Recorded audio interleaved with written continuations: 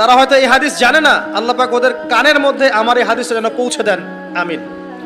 নবী সাল্লাল্লাহু আলাইহি ওয়াসাল্লাম বলেছেন, আমি মেরাজের রাতে যখন গিয়েছি তখন এক শ্রেণীর মানুষকে দেখেছি, ওদেরকে শাস্তি দেয়া হচ্ছে। কি শাস্তি? জাহান্নামীদের রক্ত এবং পুঁজ ওদেরকে খেতে দেয়া হচ্ছে। জিবরাইল আলাইহিস সালামকে জিজ্ঞাসা করা হলো যে এরা কারা? তিনি বললেন, এরা আপনার উম্মতের সেই সব ব্যক্তি যারা মাদকদ্রব্য সেবন করত।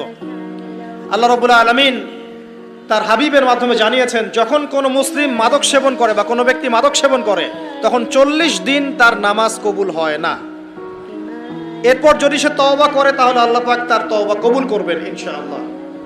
যদি সে আবারও মাদক খায় তওবা করার পর, আবার 40 দিন তার নামাজ কবুল হবে না। যদি সে আবার তওবা করে আল্লাহ পাক আবার তাকে মাফ করে দিবেন। যদি সে আবারও মাদক খায় আবার 40 দিন তার নামাজ কবুল হবে না। তারপর যদি আবার তওবা করে আবার আল্লাহ তাকে মাফ করে দিবেন।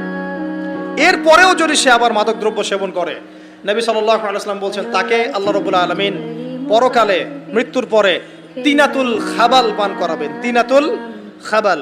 জিজ্ঞাসা করা হলো, ইয়া রাসূলুল্লাহ, তিনাতুল খাবাল কি জিনিস?